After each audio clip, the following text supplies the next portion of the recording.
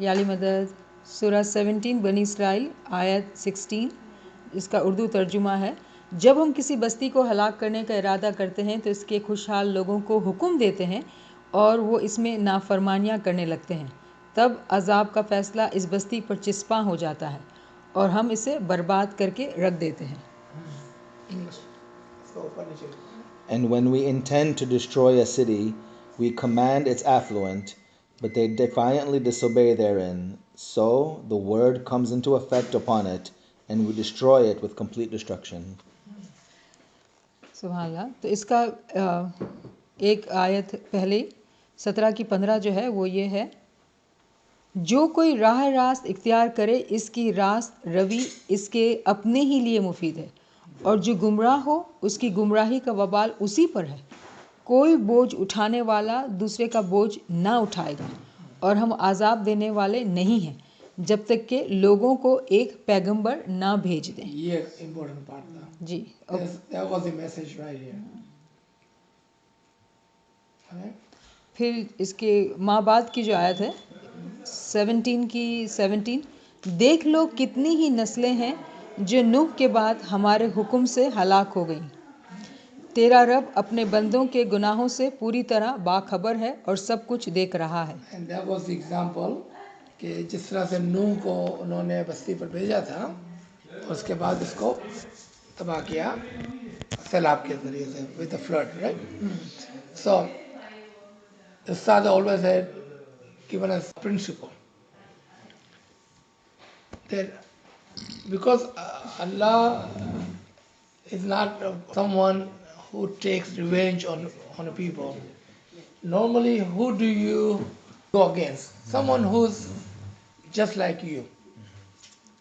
Allah is too powerful for him to be fighting with his own people. He's just too powerful. There is no comparison. You know, we don't have that might that he does. So there is no fight here. There is none, right? So what he does is he sends a messenger just like you.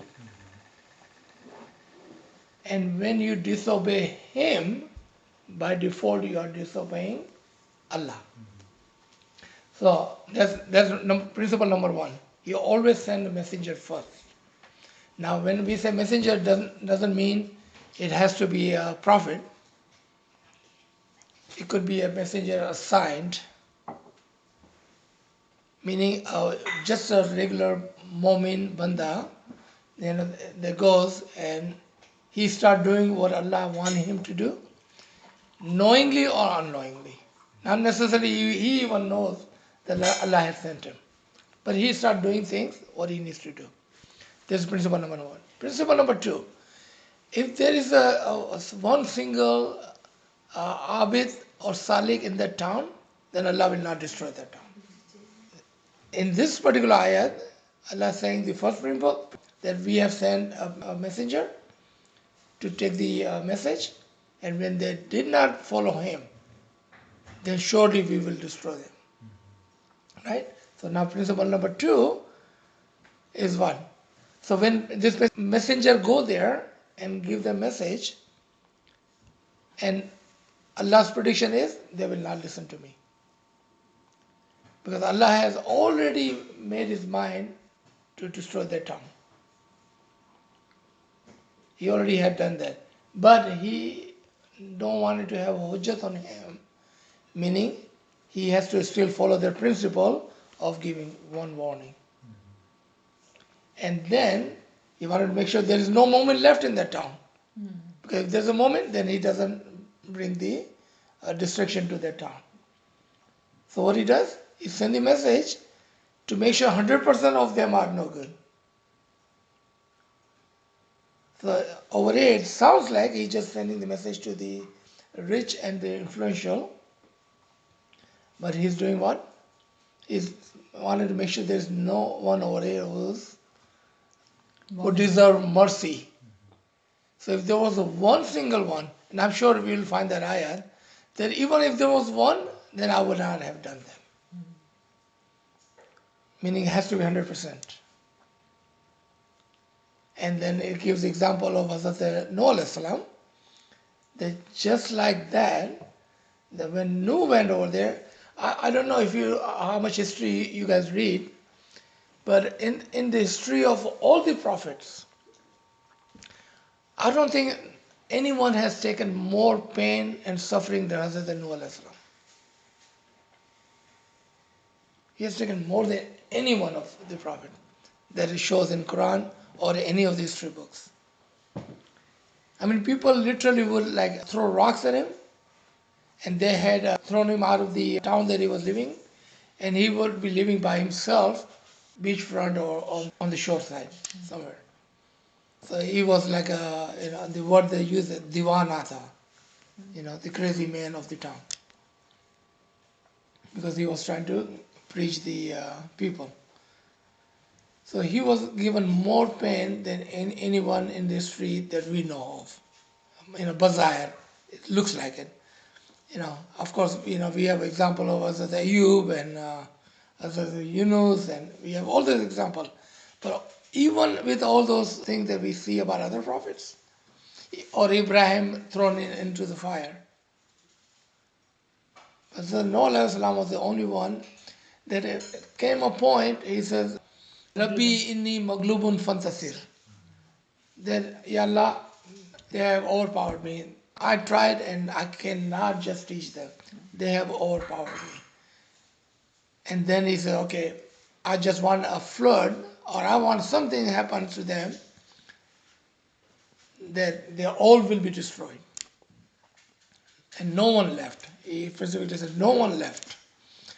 Here, the principle number 3 comes to account. Right?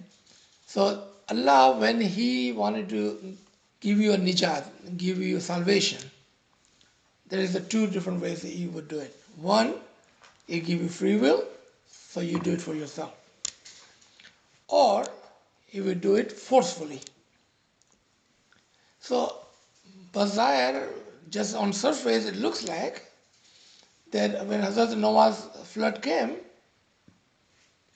all those people were drowned and died, and that was their punishment. Right? We all agree? That what it looks like. But actually it's not talking about that. Again, remember, Allah is too powerful, and there is no comparison that He would be fighting with His people. We are no match for His fight. So this was Allah's way of giving salvation to those people. And I'll give you a couple of examples also. So this was His way of salvation. How do we know this was salvation? Because He says, okay, when this happens, make sure no one is left. Meaning, give salvation to all. Give salvation to all. Now, the example of that is, when the tsunamis comes, how many people dies? Kids, old people, men, women, good people, bad people, they all dies, right? What do you think they have done so bad that tsunami would come and kill all of them? All right, this is the first example I'm giving. If they knew that this was the way Allah is giving them salvation, so now we have turned the picture, right? Okay, I'm going to choose your town and I'm going to give you salvation. And He sends a tsunami and all those people dies. Because otherwise, people would have a right to go and ask, hey, you gave me a life. I know I was not doing good. I was already 25-year-old, 35-year-old, 45-year-old, 55-year-old. But I was going to do it when I was old. You did not even give me a chance. Hujjat would be on whom? On Allah. Because He untimely took them away. So Hujjat will be left on Him. But Allah doesn't do that. He is the wise and all-seeing. He knows exactly what He's doing, and He sees what He needs to do. So there are 2 possible queries here. Number 1, that it says that all the rich and affluent people were disobedient. They were made to be disobedient. Yeah, they were told to be disobedient. Okay, they were हुक्म देता है कि वो इसमें नाफरमानियां करने लगे. Remember, they were not. Allah told them to do it. He guided them to do it.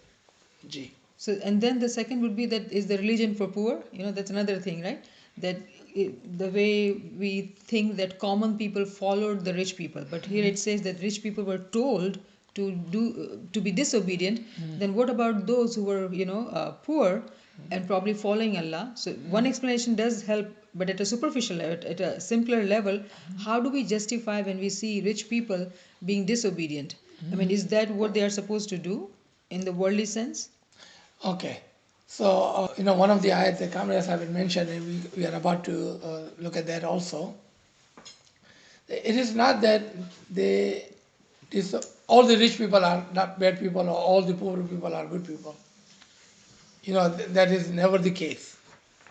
But when we are talking about, when we generalize things, so we are saying because they are rich, they don't need God. In return, they don't follow the God the way they're supposed to follow.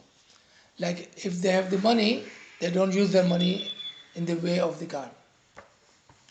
Or if they have influence, they don't use that. Look at Mullah Abbas Farman, right? They supposed to lend a hand where help is needed.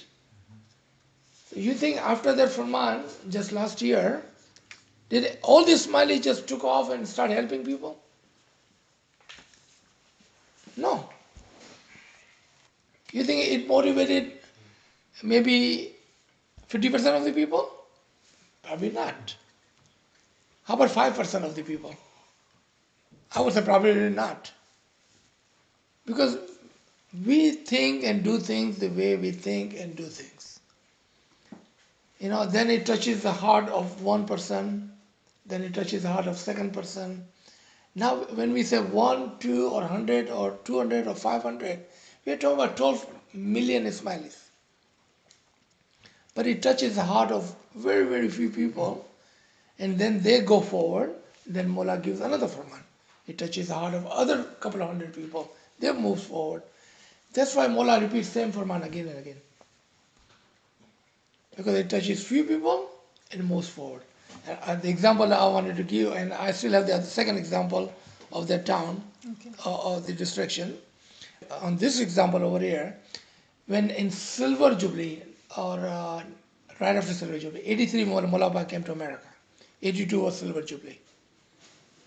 83 Mullah came to America, and New York banquet, Mullah gave direction for ECD centers. Now this is 83, and today is 2019. Looks like finally we are ready to take this farman and move forward. How many years is that? 35 years. It took 35 years for Mullah Abbas' wish to come through the proper channel, okay? I'm talking about proper channel. But there was one person sitting there. When Mullah Abbas was talking, Mullah Abbas is talking like this, right? And he felt that Mullah Abbas was looking at him and talking to him. So he took that farman and he moved forward. But even then, he said, I'm so ashamed of myself. It took me 25 years, meaning he just started about 10, 12 years ago. He said, I just didn't have resources. Always felt, the Mullah was telling me, I just did not have resources. So about 12 years ago, he started ECD. First ECD, and not only one, two, in hundreds. And not only in America or Pakistan, in other countries too. So he went like really big. But it took him 25 years to follow that farman that he felt that was for him. Again, my point is, it only reaches 1 or 2 or 3. And it takes time. It takes a long time. If this was the case in this ayat, can you imagine how many warnings Allah would have sent down before he would do that? It would not be just 1 year or even 10 years or even 20 years. Because in Allah's eyes, one day is 1,000 years. So He sends out warning after warning, warning after warning before He would take down an entire town. He just does not do that overnight. So we will end with this story. Our teacher always would say this, give this story to us. I remember so Allah sends angels or angel of death to this town and said, destroy this town. So angel comes down and they comes back up. What happened? Did you not destroy the town? Said no. There was one person. He was up all night long and we could not do it. No, go destroy the town. So they comes back again. They come up. So what happened? He said, we could not do it. Allah said, what is he doing? Is it really like a moment shucks or something? He said, no. He's the guy who makes idols. Murtiya banata hai wo. Bola wo murtiya banata hai. But he's idealist. Why did you guys not destroy it? So you should see him. The way he loves his God, the way he molds those idols. You can tell he's a really a moment shucks because he has a love of his God in his heart. And we could not do it. So the moral of the story is, if there's one person there, he could save the entire town. And there was one person in that town, even though he was not a God-following person, but he was still following a God of whatever God he knew. So that was one of the story. The other example I wanted to give, sometime when we see things, and I'm going to touch on something maybe very personal to you guys, especially you. You told me you're from Al-Azhar, right? Al-Azhar? Where you live in Pakistan? No. Well, of community they live, but I'm from community. So I'm going to give you example of community, and it may touch on a personal level, so please forgive me in advance. So we all heard, right? कितने साल पहले की बात है जब ये बस का इंसिडेंट हुआ था? 2015. Yeah, 15. 4-5 years. Yeah. 15, 16? 15, 16? 15, I believe. 4 Yeah. years. 4 year. Do you remember, right? The 42 or so smiley. So at that time, somebody had asked this question. Just like when Dr. Leila passed away, people do pay attention to a lot of these things. So somebody said, we are Smileys, we are good people, we are good follower of Mullah Appa. Why this would happen to Smileys? Why? We don't fight with anybody, we don't argue with people. Genuinely and normally we are very good people. We don't do any of that. Then why? Why to us? And I told them, I said, don't look at it like this way. Don't think that the Mullah Appa did not protect you. How about we turn the page this way? Let's look at it from the other side. I said, just think about it. Let's say this happened, I don't know what time, 9 o'clock in the morning. I don't know what time it was. Let's say 9 o'clock in the morning. In the bus, everybody got loaded and they were riding. Just imagine, just a minute before the incident happened, Mullah Appa came into the bus. Says, okay, here guys, I have a test for you all. I have a test for you all. Today, all of you are going to die. But if you die with my name, not only you, 42, but all your people behind you, they all will be with me forever and ever. Are you guys ready? You think one of them would have said no?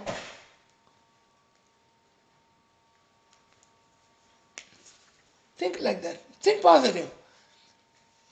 This is my personal belief, okay?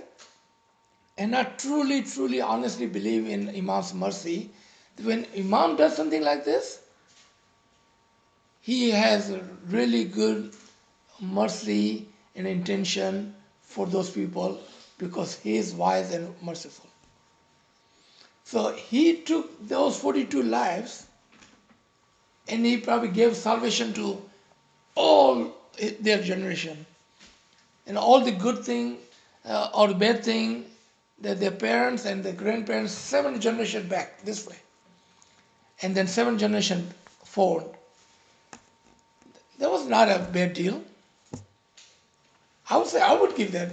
I would take that deal. 7 generations back and 7 generations going forward, I will take that deal. So sometimes we look at the picture half full and we don't look at the big picture. So Imam does things that sometimes we don't understand, and the reason we don't understand because we don't look at the full picture. We only look at the one side of the picture, which is just half a picture, and from that side it looks like, "Ke yaar, ye kya ho gaya? Why would this happen to us? Why would Molapa would do that?" Not knowing the other side. When we look at the other side, then we say, "Oh, okay, now I understand. Molapa has a bigger picture in mind." So what happened after that? Now look at the physical side of it, okay? So right after this incident, there was no newspaper, there was no TV, there was no politician, there was no one who did not recognize Ismaili Jamaat. So what is the second thing they did? They gave their life for the entire Jamaat, for the name recognition of the Imam of the time. And because of those 42 lives, now not only Imam's name was up on top, they look at his murids, they are not even saying one single word. They are not complaining. कोई जुलूस नहीं निकल रहा है, कोई demonstration नहीं हो रहा है, there's no revenge, there's nothing. What kind of people are these? They all started to pay attention to us. The entire Jamaat was taken a notch up because of this incident. So, one of the ayat that we will do after this one, we will go and close this one out. And did you have any more question on this ayat? And we'll mention this ayat one more time. Yeah, go ahead. Just because Mention this number of ayats so Kamran sahib will know. Okay. Surah 17, Ayat 16. So we did actually 17, Surah 17, 15, 16 and 17. Go ahead. Well, the next part of the question is because, so it's talking about destruction of a town. But so now sometimes in some Ismaili texts you get the almost like a hint or indication that when Allah mentions the destruction in Quran, it's not about physical. In That's some true. texts it says it's not physical. Like for example, it'll say that physical destruction happens to anybody all the time, so physical death means nothing. The real punishment or real death is a spiritual death. It means internally their soul dies or they go astray. It's their spiritual death. And then some texts sometimes you see is almost like saying, no, there's physical, but the importance is spiritual. And then some texts it says both happens, right? But that's not my question so much of which one is it, physical. Well, actually, that is a question, is like this verse, and even Noah's flood, we talk about sometimes, some texts will say it has nothing to do with, there was no real, or whether it was rain or not, maybe there was, maybe there wasn't. But that's not what the essence of the story was. The flood has more to do with, sometimes they said the information or the knowledge coming in and drowning out. Those who are wise were floating on the ark, and those who are too much knowledge comes and they go the wrong ways, right? They try to find their own knowledge. So if that's the case, then how does this apply on this level of the story? We're talking about physical destruction, but was that a physical destruction to that town, or was it a? It wasn't probably. If it wasn't, Okay. yeah. So now you're looking for interpretation of this ayat.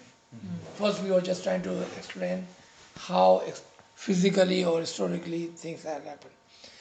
So when a mu'min is going through a qiyamah, when I say qiyamah, normal notion of a qiyamah is that qiyamah will come one day and everybody will die. We are talking about in ibadat, when a mu'min is successful in his ism azam, and due to that ism azam becoming alive, the nur of Imam start to descend in the personal world, alam shaksi of that moment. And when that happens, all the souls of the world also follows that nur into that moment. Most people don't know these things, okay, because this is the esoteric part, hidden tawilat of Imam and the Quran and the Ginan and lot of Ramin. If you look at the Betul Kar Farman, these are the hidden talimat in our Jamaat, which is not easy to understand unless you have someone who can explain all that to you step by step. So when this happens, remember in your alam-e-shakhsi, and if we call that a personal world, we are talking about world of souls within you. And within you, your personal world, one thing that is rich and powerful, and that is your nafs. And that represents all the riches in the town. And then there are other souls whom has come to your personal world to seek the ranks and enlightenment. Again, most people think in ourself, when I say Aziz, they are thinking about one single soul in me. That is not true actually. We are the combination of thousands and millions of souls. And all those souls are in you, which we call our soul. Because it's like a magnet. So if you take the magnet and put all the nails, they all become one like this, together. Even though they are separate, but they are not separate, they are together as one. So in Ibadat, when you recite your Isme Azam, and if you recite the Isme Azam the way it needs to be recited, and that is the two things counts in your Isme Azam. One is the quality, meaning the understanding of the Isme Azam and knowing what you're doing, and second is the quantity of the Isme Azam, and that quantity also speed matters. So once you fulfill those obligations, or once you fulfill those principles, that is the fine time or fine second when the nur of Imam comes into a moment. Now, and we're going to leave this for a second over here. We're going to come back to our alam-e-shakhsi again. The first thing Imam does, and if you need a Quranic reference of this, we can look at the Surah Kahf and ayat number, I think it's 53 or something. And we can find that ayat for you. And we will see, and you will say, no, over here it talks about Musa, or over here it talks about Zulkarnain. And we will see, actually it's not talking about Musa or Zulkarnain, it's talking about you. It's talking about your Ruhani journey. Allah has given that in allegories, so we would understand, in examples. So when that happens, that fine moment, the first thing that needs to be destroyed or needs to be ill-guided is your nafs. So first thing that needs to be destroyed is your nafs. And that is the riches. Now think about the one person that you all follow on daily basis. Someone say, oh no, I follow Mullah Baba on daily basis. But we all follow our nafs more than anything else. Hamari khaishat, right? I want this, I want this, I want this. And we do that all day long. Right? That is the riches of your tongue that you listen to every single day. So that needs to be defeated first. So if you look at that Surah Kahf I'm talking about, the first thing Allah does when He comes into your boat, your alam-e-shakhsi, He pokes a hole in your boat. That is talking about nafs. He does that for you. He pokes a hole in your boat, Now you start seeing that there is something wrong with me. My boat is sinking. And when your boat is sinking, what do? You remember Allah more. And then you start the journey. And what does the second thing he does for you? He kills that child. Remember in the Musa story? Again he kills your nafs. उसमें क्या बोलते हैं? If he grows up, he will not be good for you. If your nafs grows up, it will not be good for you. So Imam, he does the job for you. Why? Because हम नहीं कर सकते हैं. We cannot kill our own nafs. So Imam comes in and he does that for you. Second thing. And the third thing what he does, he builds a wall and says what? Under the wall, there's a treasure of a yatim and a miskin. Who are a yatim and a miskin? Yatim is Imam himself. He is a yakta, single nur. There is no one like him. Unique. Yatim. Miskin is the knowledge of the peer.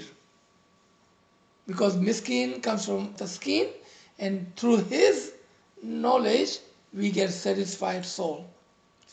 So he shows you that. He says, so all there right in you. It was always within us. It was never outside. All this treasure was always within us. So he shows you that and says what? कि जब आप रूहानियत में grow up हो जाओ, when you are grown up in your रूहानियत, when you understand all this, start digging and taking that knowledge out. Start digging and taking all the Imam's secrets out. Start digging and all this nur, all the wisdom, everything the Imam has, he had encompassed that in you, and it is in you now. At that point, if Arif was asking, and I use word Arif, because at that point, that moment becomes an Arif, meaning he has all the marifat, all the knowledge. If you ask him, that did Imam come into you, or did you become one with Imam? And he will say, that is a confusing question. Because at that point, you are an Imam are like this. You cannot tell if you are inside the Imam or Imam is inside you. Because you have both become one. कौन किस में है इस मकाम पर? And at that point, another Qiyamah comes. And you will say, Aziz bhai, are you saying there are two Qiyamahs? Yes, there are two Qiyamahs. There's the initial Qiyamah and there is the second Qiyamah. Second Qiyamah is the story of Hazrat Noah. That is the story of Hazrat Noah, where the flood comes.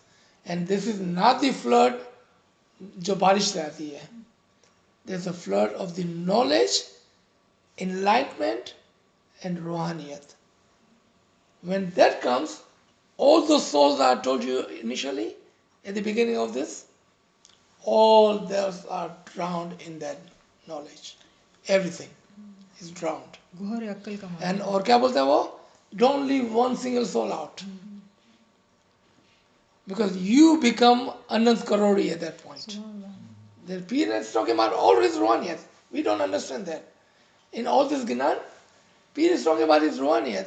He had gone through that Ruhaniyat and he became Anand Karori by taking all those unlimited souls with him during their Qiyamah.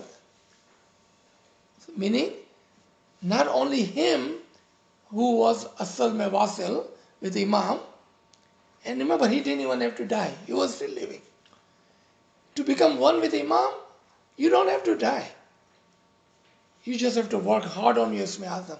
So you become one with Imam, and when you become one with Imam, and because you're still living, then you can take all the souls that you want with you to the level. For that, we have to find ayat. It says, "Bigir hisab kitab." मैं कहता सूरह मरियम के आखिर में है ये. Bigir hisab kitab. meaning they are all are blessed without any accountability. Why? क्योंकि आपने उसकी सिफारिश कर दी. Because you said so, and Peter said, hey, Malapa, all these are my moment. So Malapa said, okay. Because you saying it, I will take all of them in without any accountability. It does not mean that we should not do good thing because Peter had done job for us. It does not mean that. Remember, it is his paradise that he made for himself, and we are all given the chance to be living in his paradise. So what is the problem? The problem is we should be saying, I want my own paradise. And I want it to be just like Pir Sadaddin. And Mulaba says what? Or you can be like angels. And Mulaba says what? You could be like prophets and pagambers. And Mulaba says what? You can go even above that. See, there's no limitation in our tariqah. There's no limitation. If you do your thing like Pir Sadaddin, and what is the farman that we should end this with, this farman, that Pir Sadaddin was just like you. He had his two hands and do kaan or do aankhein. He was just like you. How did he do it? How did he become Anand Karori? Mulaba said, lekin wo 16 घंटे, 16 hours he was doing ibadat. And we are so ignorant, we think he would sit somewhere and do ibadat for 16 hours. No, he was doing good deeds for 16 hours. And that was counted as ibadat. Mulaba says, if you sleep with my name, your sleep is counted as ibadat. When you go to work and if you do good deed, that work is counted as ibadat. That's what Pir Sadaddin was doing. His good deed was counted as ibadat. So he was doing that ibadat, and we can do that too. So I think this should answer your question. And what we just touched today is just a surface. Inshallah, if you ask me this again sometime, we will go into more deeper. And then if you ask me again, inshallah, we'll go into more deeper. Because there is so much that in the knowledge of Imam and the knowledge of the all the Ginan, we have all this knowledge that appears and Imam and throughout the Quran, that they're left for us to read and understand and follow it, right? Inshallah. Thank you, Kyal, for asking this question. Yali Madari.